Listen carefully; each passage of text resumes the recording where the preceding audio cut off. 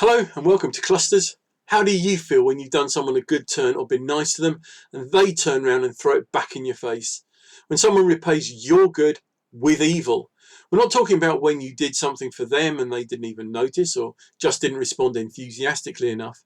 No, we're thinking about a time when you did something really nice for someone and they then treated you really badly. How did that make you feel? What did you do? Did you forgive? Did you get some petty revenge? Or did you raise a small army and promise to kill all those who are associated with them? That's what happens to David and his men in 1 Samuel 25. Now remember where we've got to. David's been running from King Saul, who wants him dead.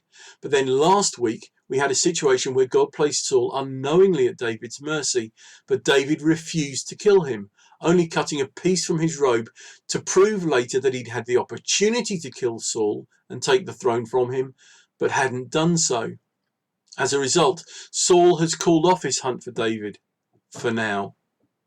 But tragedy has struck Israel. The great prophet Samuel has died, and all Israel gathers to mourn him, presumably including both David and Saul. Samuel had anointed both men to be kings of Israel and was probably David's most powerful ally. After the funeral, David and his men moved south to the desert of Paran, where they set up camp near the land of a wealthy man named Nabal. David's men are very good to Nabal's shepherds, protecting them at night while treating them with respect and not stealing from them, presumably unlike other bands of soldiers or bandits. But when David asks Nabal for some supplies, Nabal treats his men with utter contempt, insulting them and David.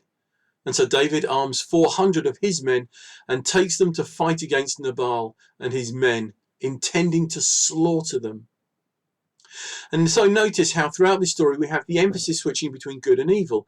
David is good to the shepherds, is repaid by Nabal's evil. Then David's thoughts of vengeance are contrasted with Abigail's goodness towards him, stopping him from sinning. Then Nabal gets drunk and is found banqueting like a king. Nabal's wife Abigail is probably the heroine of the piece, dealing wisely with the rash and foolish men in the story. Her intelligence shines through brightly as she wants to protect her foolish husband from a vengeful David and is somehow able to deflect and mellow David's anger. However, that doesn't mean that Nabal gets away with his actions and indeed pays for them dearly. Meanwhile, Abigail gets rewarded for her peacemaking beyond her wildest dreams. You might also want to consider where in this story we see types and shadows of Jesus and Christ-likeness. That's probably enough to be going on with.